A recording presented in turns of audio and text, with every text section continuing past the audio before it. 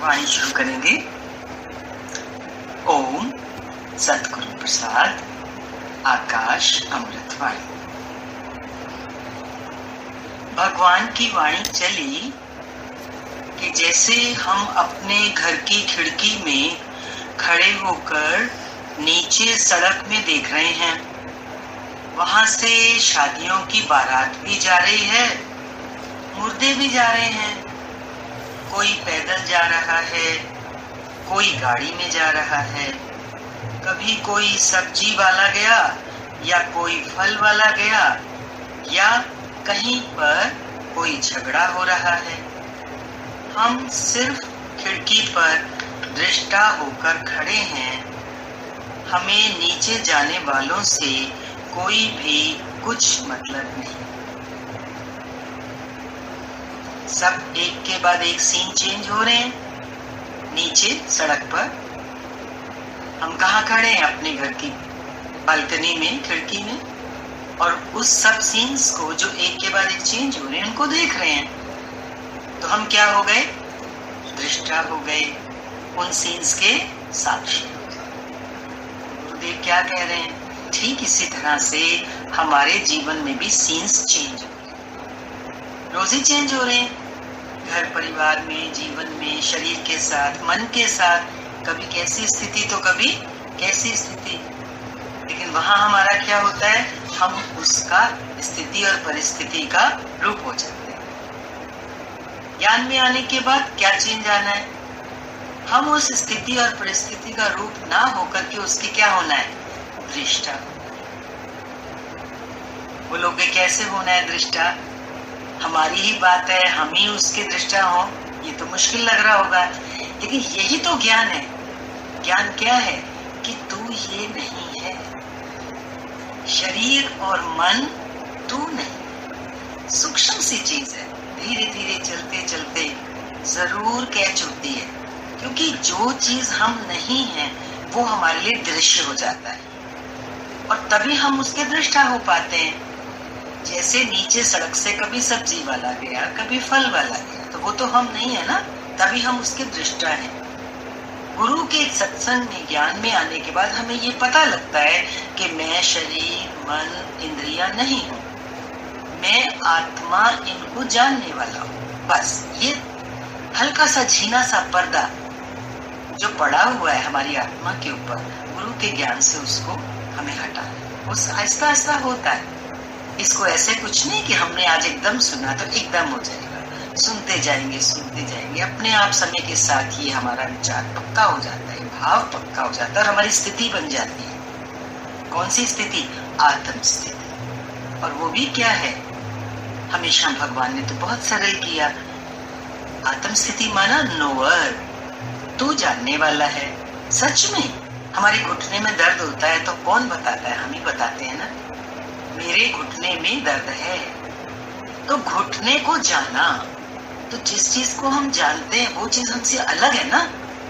नीचे से सब्जी वाला गया तो मैंने उसको जाना, तो वो मुझसे अलग।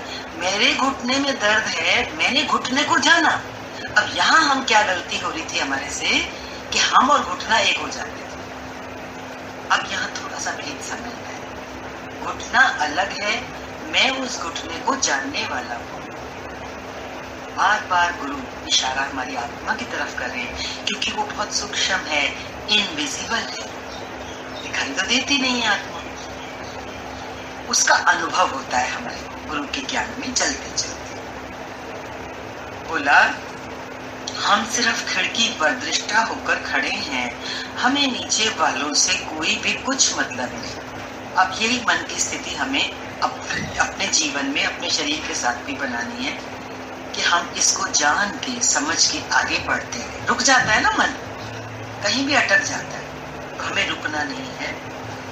ऊपर से कोई खड़े खड़े इंटरफियर नहीं करते ना ही किसी को कुछ कहते हो, सिर्फ देखते हैं कि कोई आ रहा है या कोई जा रहा है। इसी तरह से हमारे घर परिवार की प्रकृति में 4 जन, 5 जन, 6 जन हैं, कोई कुछ कर रहा है, कोई कुछ कर रहा है, बस हम उसको जान रहे हैं, देख रहे हैं, सिर्फ देखते हैं। कोई चोर है या साधु है, नीचे से सड़क से तो इतने निकल रहे हैं, जब मैं बालकनी में से देख रहा हूँ तो वो कोई चोर भी कभी निकल रहा है वहां से, कभी साधु कोई जा रहा है। तो मेरा की चोर वो है, साधु वो है, बुरा है तो अपने लिए, अच्छा है तो वो अपने लिए। लेकिन जो हमारे मोह वाले होते हैं या जिनसे हमारा कोई संबंध होता है, वहां पे हम उनके चोर पने से या साधु पने से जुड़ जाते हैं और फिर क्या कहते हैं, ये चोर है, ये तो साधु है। तो मना क्या हुआ, चोर से द्वेष हो गया और साधु से प्रेम हो गया, राग हो गया। ये रुकावट है, बेदृष्टि हो गई ना। भगवत गीता में भगवान श्री कृष्ण का तो यही संदेश है, समभाव, समदृष्टि। चोर में, साधु में, कुत्ते में, चोर में, चंडाल में। हे अर्जुन, मैं ही तो हूं। दृष्टि को बदल रहे हैं गुरुदेव, हमारे चश्मे का नंबर बदल रहे हैं। तो नीचे वाले जैसे हमें दुखी नहीं करते, इसी प्रकार पहले हम इस शरीर और आत्मा को अलग करेंगे। दुख से उठने की चाबी दे रहे हैं गुरुदेव, क्योंकि हम जुड़े हुए हैं इसलिए हम दुखी हैं। मैं ये शरीर में ये बात आई, मैं दुखी हो गया, लेकिन मैं तो इस शरीर को जानने वाला हूं। तो जैसे नीचे सड़क से कोई जा रहा है और मैं उसको जानने वाला हूं, तो मैं दुखी नहीं हो रहा ना। ऐसे ही आहिस्ता आहिस्ता जब ये पाठ हमारा पक्का होता है कि मैं जानने वाला हूं, जो कुछ मेरे शरीर या मेरे शरीर वालों के साथ या मेरे शरीर के आसपास के वातावरण में जो कुछ हो रहा है उसको मैं जानने वाला हूं, वो दृश्य है, तो फिर वो मुझे दुखी नहीं करता। थोड़ा लग सकता है, कैसे कैसे होगा, हमारे ऊपर तो प्रभाव पड़ता है, पड़ना ही पड़ेगा ही, मन कहेगा ऐसे। लेकिन भक्तों का, सत्संगियों का अनुभव है, इस राह पे चलते चलते चलते चलते ये मिट्टी उतर जाती है। कौन सी मिट्टी, मैं मेरे की। शरीर को मैं माना और आसपास वालों को मेरा माना, या शरीर को मेरा माना, ये भी कह सकते हैं। शरीर को मेरा कहते हैं ना, मेरा शरीर। अगर शरीर मेरा है तो मैं अलग हूं। शरीर और आत्मा को अलग अलग करें, शरीर में मन, चित्त, बुद्धि, ख्याल सब आ जाते हैं। खाली शरीर से ये पंच भौतिक शरीर नहीं, शरीर एक कॉम्प्लेक्स है बॉडी माइंड का। इसमें मन, बुद्धि, चित्त और ख्याल, जो थॉट्स उठते हैं हमारे अंदर, उन सबको ले लेना है। मना हमें अपने ख्यालों का भी दृष्टा होना है। आत्मा में कुछ भी नहीं, तो हम अपने को आत्मा जानकर दृष्टा साखी होकर इस शरीर के अंदर का खेल जो मन कर रहा है, उसमें जो तरंगे उठ रही हैं, हम शांत होकर उसे देखें।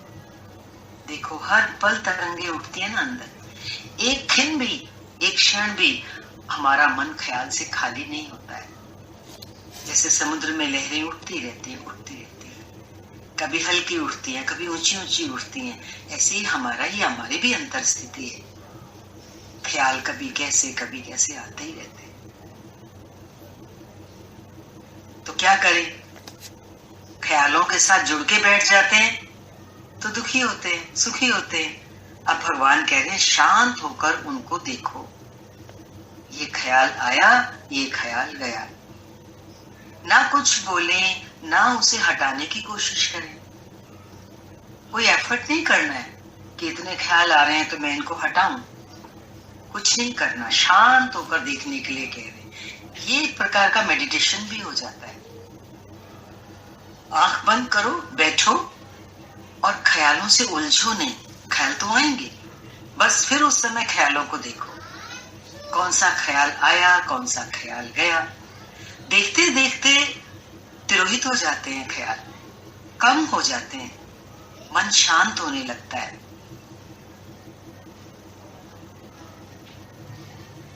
ना कुछ बोले, ना उसे हटाने की कोशिश करें, यहां तक कि उसे विचार भी मत दो।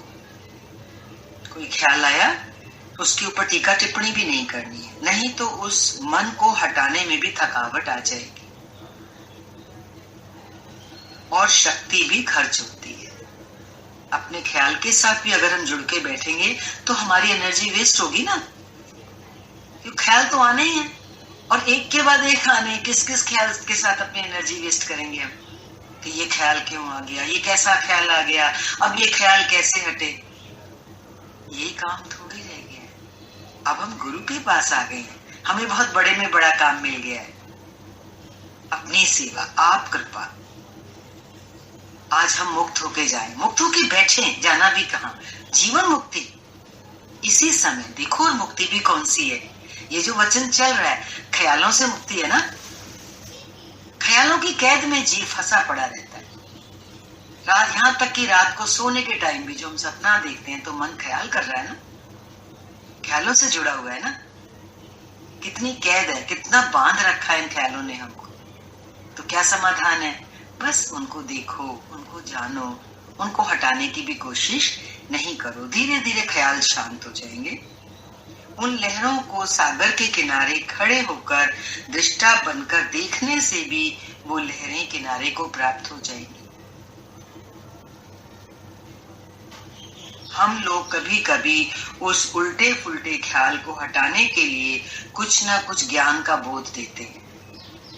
ज्ञान से हटाने की भगवान कह रहे हैं तुम कोशिश करते हो, उसकी भी जरूरत नहीं है। शांत होने की जरूरत है कि ख्याल आया ना, सड़क पर कभी कोई आया, कभी कोई आया, तो मुझे क्या प्रभावित करके गया, वो आया और गया। ऐसे ही मेरे अंदर कभी कोई ख्याल आया, कभी कोई ख्याल आया, ख्याल आया और गया।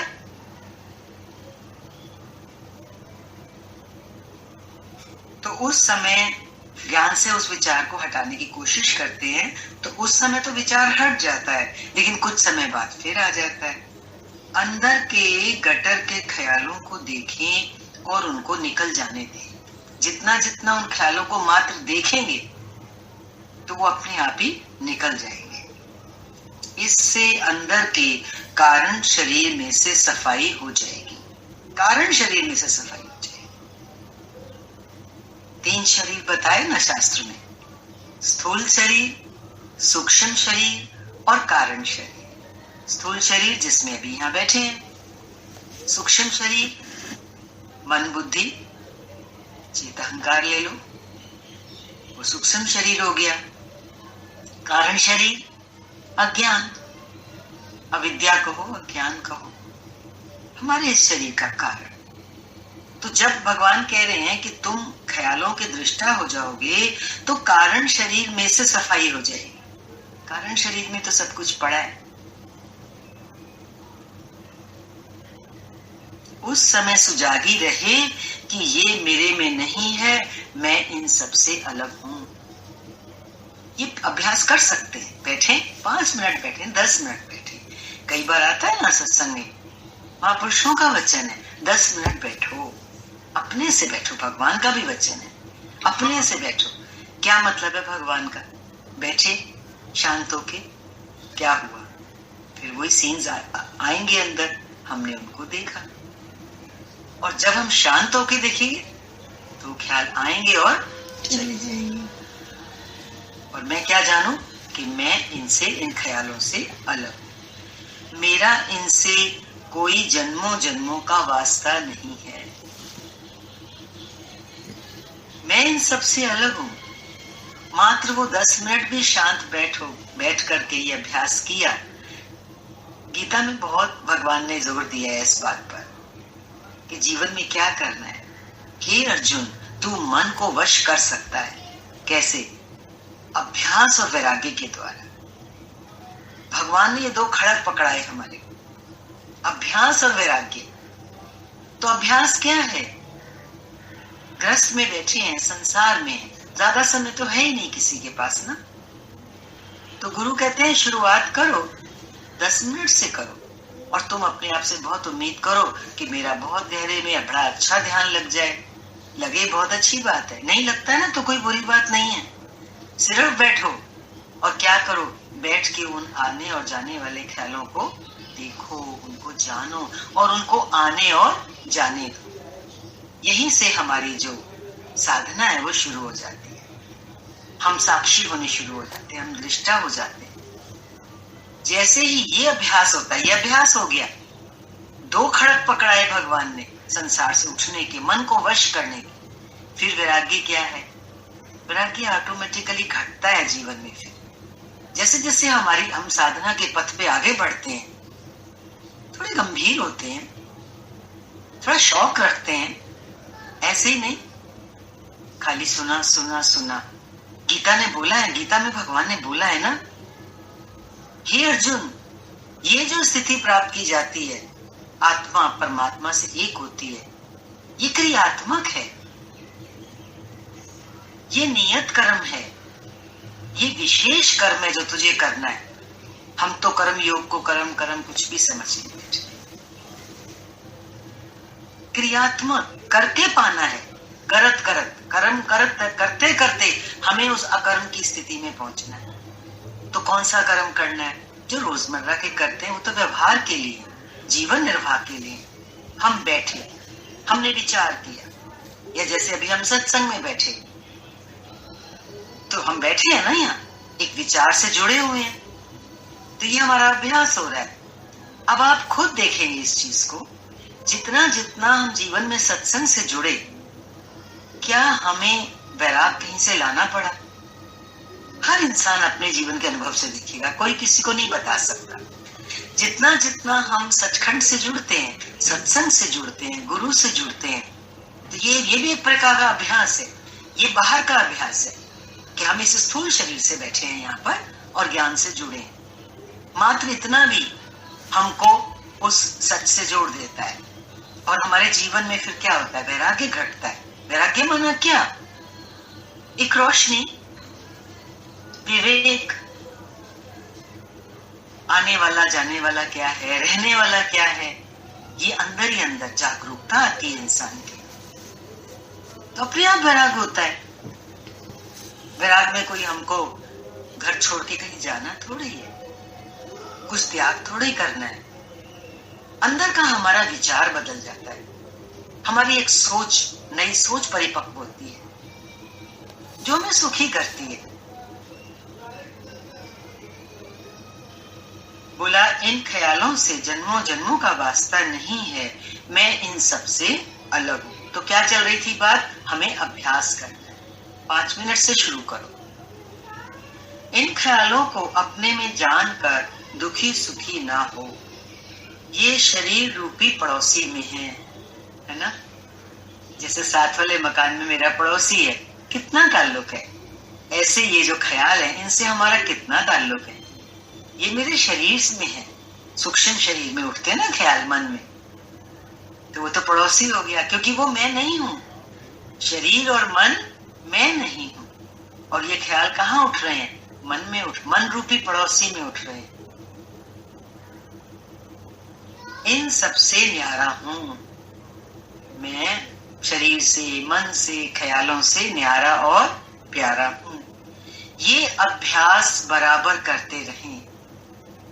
आ गई ना बात गुरुदेव के श्रीमुख से? ये अभ्यास हमें करना ही करना है। लगातार करें, थके नहीं, परिणाम बड़ा ही अच्छा निकलेगा। हैं? शुरू में कुछ नया अभ्यास करो तो मन दिखाता है, अरे ये तो कुछ नहीं हो रहा, ऐसे करने से क्या होगा, इतने में तो मैं अपना कोई काम ही कर लेता। है ना, संसारी बुद्धि है, उठना है इस संसारी बुद्धि से, नुकसान फायदा नहीं देखना। नुकसान फायदा देखने बैठ जाएंगे ना, तो इस रास्ते में आगे कैसे बढ़ेंगे? कुछ मिले ना मिले, यही तो अनासक्त भाव है। कर्म योग में सबसे पहली चीज की क्या जरूरत है? हम कर्म करेंगे, लेकिन किस भाव से करेंगे? फल पे दृष्टि नहीं रखेंगे। ये हुई अनासक्त दृष्टि, अनासक्त भाव। तो हम अपनी साधना का अभ्यास करेंगे जो गुरु बता रहे हैं यहाँ पर, लेकिन फल पे हमारी दृष्टि नहीं होगी कि मैं 5 मिनट बैठा या 50 मिनट बैठा, मुझे तो कोई फर्क नहीं लग रहा। अभी नहीं लग रहा ना, दूध में खट्टा लगाया, आधे घंटे के बाद, 1 घंटे के बाद क्या उसमें कोई फर्क आता है? वो दूध जैसा ही दिखता है, पर उसको ढका रहने देते हैं, धीरज रखते हैं, तो 6 घंटे के बाद, 5 घंटे के बाद जमा हुआ मिलता है। वही हमारी अंतर स्थिति है, हम उसको देखेंगे नहीं। बेशक हमारा पूरा जीवन भी निकल जाए अभ्यास करते हुए, क्योंकि यही तो एकमात्र कर्म यही है मनुष्य चोले में आने के बाद। अभ्यास लगातार करें, थके नहीं, परिणाम बड़ा ही अच्छा निकलेगा और लहरों को किनारा मिल जाएगा। जो ख्याल उथल पुथल मच रही थी अंदर, हमें दुखी सुखी कर रहे थे, उनसे हमें किनारा मिल जाएगा। लहरें शांत होती जाएंगी, फिर एक दिन बिल्कुल ही खत्म हो जाएंगी। बहुत बड़ा आशीर्वाद है गुरु का, हम भरोसा करें। ख्यालों से तो परेशान होता है मन, और गुरु ने क्या कह दिया, स्टैंप लगा दी कि एक दिन ये ख्यालों की जो लहरें हैं, जो थॉट परेड है, जो लगातार चलती है हमारे अंदर, भगवान कह रहे हैं ये तो एक दिन बिल्कुल ही खत्म हो जाएगी। हमें और क्या चाहिए? ये तो परम धन है। ख्यालों से खाली होना ही तो परमात्मा को पाना है। हृदय का तख्ता, दिल का तख्ता साफ करेंगे, तभी तो भगवान अंदर प्रवेश करेंगे, उनके लिए जगह खाली होगी। हम भरे पड़े हैं। हम कहते हैं हम भगवान से दूर क्यों हैं, मुझे उनके दर्शन क्यों नहीं हो रहे? तो भगवान तो खड़े हैं तेरे हृदय के द्वार पर प्रवेश करने के लिए, पर वो देख रहे हैं वहां मेरे लिए जगह नहीं है। क्यों? वहां ख्यालों की भीड़ लगी पड़ी है। हमारे घर में कोई फंक्शन हो और अंदर इतनी भीड़ आई हुई हो, तो बाद में आने वाले जो मेहमान है वो दरवाजे पे खड़े हैं कि भाई अंदर जगह नहीं है, कहाँ जाए? ना बैठने की, ना खड़े होने की। ऐसे तो भगवान खड़े हैं हमारे हृदय के द्वार पर। और फिर हमें शिकायत होती है, वो बोला ना, वो प्रभु हमें मिल, अभी आज जो योगी ने भजन बोला, भगवान मिलते नहीं। क्यों नहीं मिलते? क्योंकि हम उन्हें उन भाव से बुलाते नहीं। तो बुलाने का क्या, वो सारी साधना का यहाँ पे बता रहे हैं भगवान, राज खोल रहे हैं कि तुम्हारे जिस दिन ख्याल खाली खत्म हो जाएंगे, तुम खाली हो जाओगे, तुम और उस दिन भगवान में कोई फासला नहीं बाकी रहेगा। तू नहीं रहेगा, भगवान ही रहेगा। इस ज्ञान का ये फॉर्मूला, अभ्यास और वैराग्य हमेशा बना रहे, ये कुंजी है। ये दो शब्द लिख लो सीने के ऊपर, अभ्यास और वैराग्य। और पक्क बात है, जो साधक अभ्यास में रहता है उसको वैराग्य कहीं से लाना नहीं पड़ता। वैराग्य को कोई बहुत ऐसा करके मत लेना जो सुना हुआ है संसार में। ये तो बहुत प्यारी सी चीज है। सच में हमें सुख देने वाला हमारा वैराग्य, क्योंकि वैराग्य मेरी अंदर की एक स्थिति है। जैसे ही वो तैयार होने शुरू होती है तो मैं देखता हूं मैं कहां से कहां आ गया। ऐसा करने से भगवान कहते हैं मन ज्योत स्वरूप हो जाएगा। वही मन जो ख्यालों से भरा हुआ था, अगर हम अभ्यास में रहेंगे, वैराग्य घटित हो जीवन में, वही मन ज्योत स्वरूप होगा। है ना, कहां से आया मन? मन भी तो भगवान से ही आया ना, उसका उद्गम स्थान भी मन ही है। पर हमने उसको गलत गली दिखाई, हमने उसको गली गली घुमाया, तो वो बेईमान हो गया। बेईमान माना क्या? हमारे साथ उसने धोखा किया, हमें गड्ढे में ले गया। तो गलती किसकी है? हमारी ही तो है। हमने इसको खुला छोड़ दिया। अब गुरु ने इसकी बागडोर पकड़ी है, तो पकड़ाए रखें और धैर्य रखें कि गुरु ने इसकी बागडोर अगर संभाली है। भगवान कृष्ण ने अर्जुन की रथ की बागडोर अपने हाथ में पकड़ी तो क्या हुआ? इतना बड़ा युद्ध, 18 अक्षौणी सेना जो शत्रु की थी, उसको 5 पांडव जीत पाए। क्या रहस्य था? भगवान के हाथ में उनकी डोर थी। आज ऐसे ही हमें भी गुरु मिले हैं, हमारी बागडोर अब उनके हाथ में। यहाँ बैठे हैं तो बागडोर उन्हीं के हाथ में है। हम इतना विश्वास रखें, एक विश्वास रखें कि गुरु ने मेरी बागडोर संभाली है। अब मेरा रास्ता पार अपने आप होगा। मैं सुखी ही होने वाला हूं, क्योंकि जन्म जन्म के दुख लेके आए हैं हम, तभी तो बैठे ना इस शरीर में। अब इस जन्म जन्म के दुखों से ऊपर कैसे होंगे? तो भगवान क्या कह रहे हैं कि मन बेचे सतगुरु के हाथ। आज मन मैंने गुरु को दे दिया तो ये कैसा हो जाएगा? ज्योत स्वरूप हो जाएगा। क्योंकि गुरु क्या है? ज्योति ज्योत है, गुरु निरी ज्योत है, प्रकाश ही प्रकाश है। जैसे हजारों सूर्य का प्रकाश एक साथ दमक जाए आकाश में तो प्रकाश ही प्रकाश होगा, कुछ और दिखाई नहीं देगा। ऐसे ही गुरु है, गुरु प्रकाश ही प्रकाश है। जे उसने गुरु ने हमारी बागडोर संभाल ली तो फिर हमारा मन कैसा हो जाएगा? ज्योत स्वरूप। और जिस दिन ये मन ज्योत स्वरूप हो जाता है तो फिर हमारे जीवन में भी चारों तरफ क्या होगा? रोशनी ही रोशनी। आज क्या है? अंधेरा है। कैसा अंधेरा? अज्ञान का अंधेरा। किस किस ख्याल को ये मन ले आता है और हमें दुखी करके छोड़ देता है। रात को चैन से सोने भी नहीं देता, दिन में चैन से 2 टाइम की रोटी भी नहीं खाने देता। चाहिए ना वो रोशनी से निकल सके। यही मन हमारे चारों तरफ अंधेरा खड़ा कर देता है और यही मन जब गुरु से जुड़ता है, गुरु के ज्ञान से जुड़ता है तो यही ज्योत स्वरूप है। मन ज्योत स्वरूप हो जाएगा। जब तिल तेल हो गए फिर तिल नहीं बनेंगे। जब तिल तेल हो गए, तिलों से तेल निकाल लिया तो वो तिल तेल नहीं रहते ना, तो खोखे फोके छिलका रह जाएगा। ऐसे ही जब ये मन ज्योत स्वरूप हो गया, गुरु से जुड़ के, गुरु के प्रेम में, और गुरु के प्रेम में माना क्या? अपने से प्रेम। आज अपने से प्रेम है ना कि मेरी आत्मा का कल्याण हो। आत्मा का कल्याण क्या? मैं सुखी हो जाऊं, सदा सदा के लिए सुखी हो जाऊं। तो मन दे दिया गुरु को, तो अब मन बचा नहीं। जब तिल में से तेल निकाल लिया तो तिल नहीं रहा। जब हमने मन गुरु को दे दिया, मन बेच दिया गुरु के हाथ, तो मन नहीं रहा। आज वो क्या हो गया? ज्योत स्वरूप हो गया। मीन्स भगवान ही, भगवान का रूप हो गया। जब बीज भुन गया फिर अंकुर नहीं निकलेंगे। चने को भून दिया है, खाते हो ना भुने हुए चने, उनको जमीन में डालो, वो नहीं उगेंगे। भुना हुआ चना नहीं उगता है। ऐसे ही जो मन हमने गुरु को दे दिया, जो मन ज्योत स्वरूप हो गया, फिर वो कभी संसारी वापस होता नहीं। और मन जब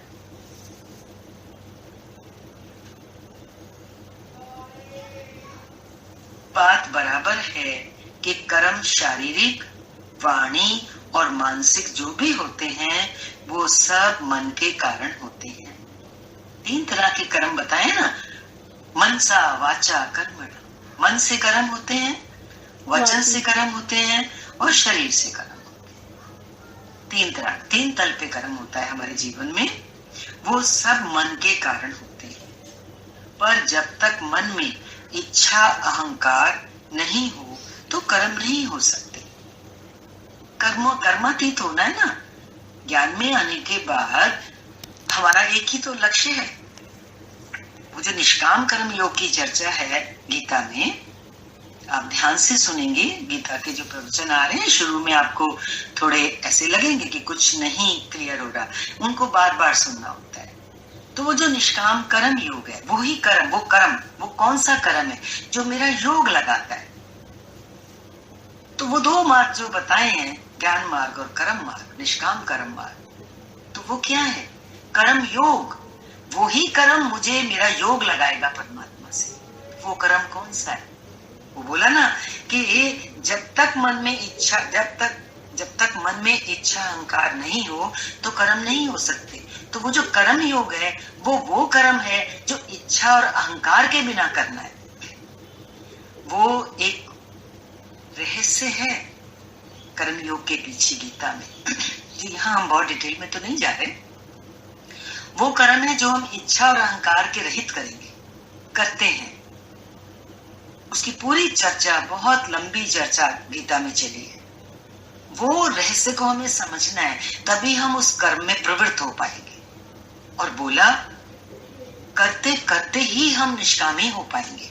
कोई कहे मैं कर्म ना करूं और मैं निष्कामी हो जाऊं। निष्कामी होने का क्या मतलब है? कर्म करते करते एक स्थिति ऐसी आती है जब कर्म पीछे तिरोहित हो जाते हैं, छूट जाते हैं। कब? जब आत्मा परमात्मा से एक हो जाती है। लेकिन उसके लिए कर्म करना है। कर्म करते करते ही हम निष्कामी होंगे और वो कर्म जो है वही मेरा योग का कारण बनेगी। और एक मंजिल ऐसी आएगी जब कर्म छूट जाएगा। जब कर्म छूटेगा और परमात्मा से आत्मा एक होती है, वही तो जीवन का मार्ग है निष्काम कर्म योग का। वही तो मेरी मंजिल है, जो कर्म करते करते कर्म छूटे और जन्म मरण का बंधन कट गया। ये इसी को समझना है, ये पहेली को समझना है। हम चलेंगे इस पॉइंट के साथ, जब भी वाणी में भी आए और गीता में तो पूरा एक्सप्लेन किया है। दूसरा अध्याय, तीसरा अध्याय, चौथा अध्याय, 3 अध्याय में भगवान ने कर्म योग को पूरा बता दिया है। जो भी योगी उस कर्म योग को समझ लेगा, बाहर नहीं भटकना। हम सोचते हैं ये करें वो करें, यहाँ जाएं वहां जाएं तो शायद हमारा कल्याण हो जाएगा। कर्म योग की गति, कर्म की गति गहन है, उस कर्म को समझना बहुत जरूरी है। जुटना है हमें इस चीज में। मन में किसी ना किसी के प्रति जो भी कर्म मन, वाणी या शरीर से होते हैं, वो बिना इच्छा अहंकार के नहीं होते। किसी के प्रति राग है और किसी के प्रति द्वेष है। ये सब बीज अंदर में पड़े हैं। राग द्वेष का बीज अंदर में पड़ा है। ऊपर से जरा सा पानी मिला, कोई कारण मिला तो एक्शन के रूप में अंकुर फूट पड़ते हैं। मिट्टी में बीज पड़ा हो, हवा पानी धूप मिले तो पौधा निकल आता है। ऐसे ही हमारे अंदर कौन से बीज पड़े? राग और द्वेष। वही तो बाहर फूटते रहते हैं कर्म के रूप में। एक ही तो काम करना है, कर्म की गति को समझ के, इस रहस्य को समझ के हमें कर्मों से ऊपर उठना है। लेकिन राह पर चलना पड़ेगा धीरज के साथ, एक समझ के साथ। ज्ञान अग्नि दग्धे कर्मा, ज्ञान की इतनी प्रचंड अग्नि जलाएं जिसमें संचित कर्म, क्रियमान कर्म और प्रारब्ध कर्म सब जलकर भस्म हो जाए। बोला ज्ञान अग्नि दग्धे कर्मा, ज्ञान की इतनी प्रचंड अग्नि जलाए। ज्ञान अग्नि है। ज्ञान क्या है? अग्नि है। जैसे आग में कुछ भी डालो वो भस्म हो जाता है। तो हमारे जो कर्म हैं वो कब खत्म होंगे? ऐसे हम एक एक कर्म को खत्म करने बैठ गए जो अनंत जन्मों में हम करके आए, तो वो तो कभी खत्म नहीं होंगे। कहते हैं कि एक जरा सी चिंगारी कितना भी रुई भरी पड़ी हो, बेसमेंट्स में, तहखानों में, बहुत बड़े बड़े कमरों में, एक छोटी सी चिंगारी भस्म कर देती है, खाक कर देती है इतने बड़े गट्ठर को, रुई की। ठीक इसी तरह से जैसे ही ज्ञान हुआ तो हमारे सारे कर्म भस्मीभूत हो जाते हैं। 3 तरह के कर्म बताए, संचित कर्म, क्रियमान कर्म और प्रारब्ध कर्म। प्रारब्ध कर्म जो हमें फल देने के लिए तैयार हो गए, वो तो हमें भोगने ही पड़ते हैं क्योंकि वो पक चुके हैं, उनका फल पक चुका है, वो हमारे सामने जन्म में आएंगे। लेकिन यदि हमें ज्ञान हुआ, अपने अंदर ज्ञान की अग्नि जलाई, तो वो भी क्या होते हैं? शूली से कांटा हो जाते हैं। बहुत बड़ा कोई परिणाम उनको देना होता है, गुरु का ज्ञान उसको थोड़े में भुगवा के हमें छुटवा देता है। एक है संचित कर्म, वो भी अनंत जन्मों के हैं, संचित जो इकट्ठे किए हुए हैं, लेकिन अभी वो पके नहीं है, फल देने को तैयार नहीं हुए। आज हम ज्ञान में आ गए तो वो संचित कर्म वहीं के वहीं जल के खत्म हो जाएंगे। वो हमें फल देने के लिए हमारे सामने आएंगे। छूटे, कितना छूटे? देखो, प्रारब्ध कर्म से भी छूटे, बड़ी मुसीबत आनी थी, छोटे में टल गए। कहते ना कभी कभी कोई घटना हो जाती है, अरे इतने में ही छूटे, मैं तो छूटी, मैं तो न जाने क्या हो जाता मेरे साथ, मैं तो बच गई। तो किसने बचाया? गुरु ने बचाया। गुरु के ज्ञान ने जो हम ले रहे हैं वो हमें बहुत बचा के चला रहा है, ये हमें पता नहीं चल रहा। आज हम जी पा रहे हैं, इस ज्ञान के सहारे ही तो जी पा रहे हैं।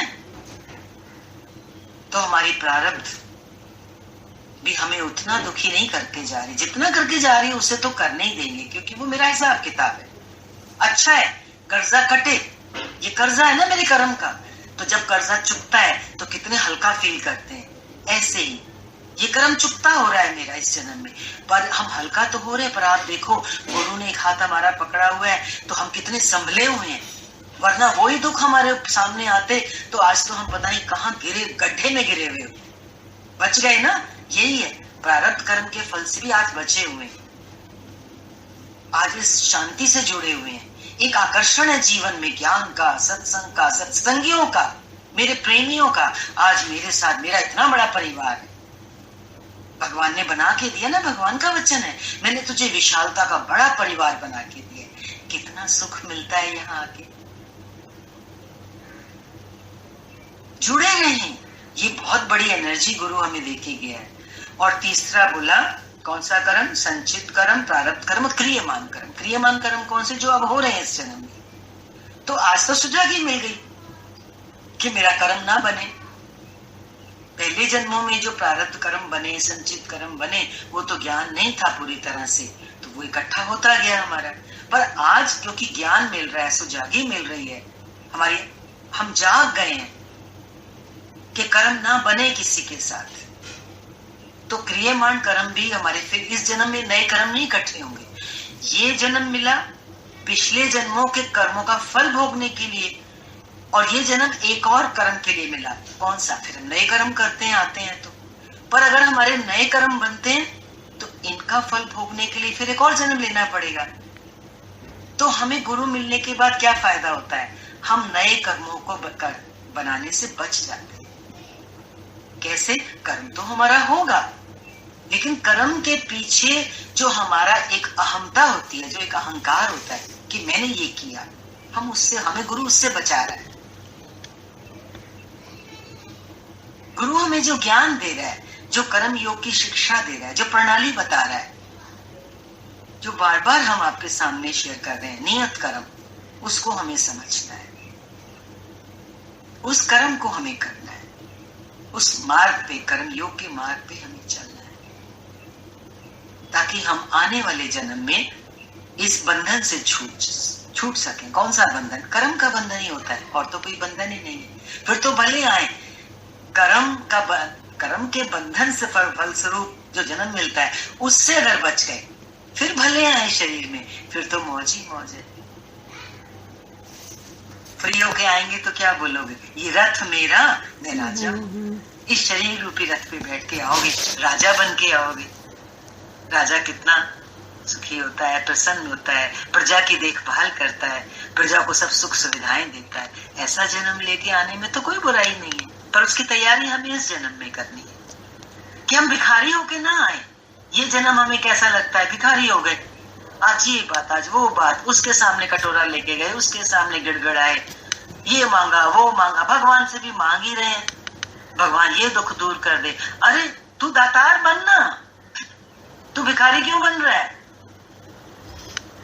तू किसी को सुखी कर जाके। पर कब होगा? जब पहले तू सुखी। शाहूकारी किसी को कुछ दे सकता है, भिखारी तो नहीं दे सकता किसी को। तो आज गुरु हमें मिला है शाहों का शाह बनाने के लिए।